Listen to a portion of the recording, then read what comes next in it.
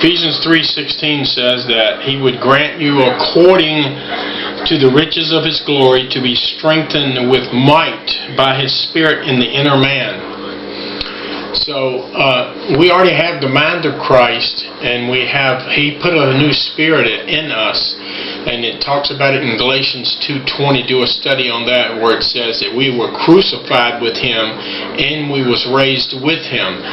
So we have the mind of Christ and we have the Spirit of Christ in us. But and the way you get this is simply by believing when you read His Word about the particular thing that He has done for you.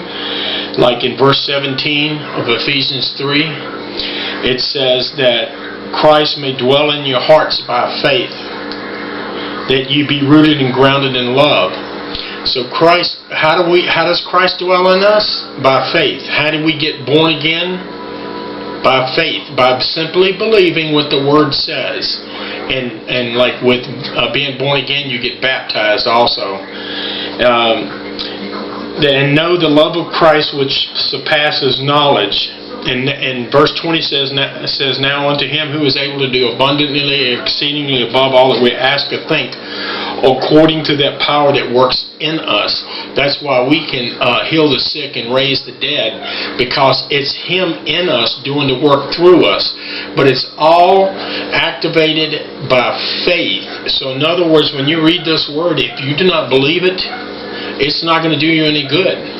And the way we get faith is to let the Word dwell in us richly. So we need to study diligently every day, just like you did when you went to high school.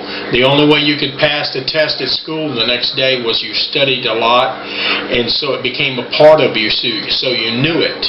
And the enemy knows that better than most Christians do. That's how he comes and lies to you every day and steals stuff from you all the time. He steals your healing and your blessings because he's telling you lies and saying, no, that's not true.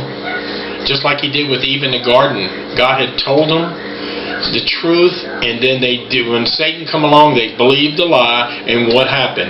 So don't let Satan steal your healings from you, for your blessings from you.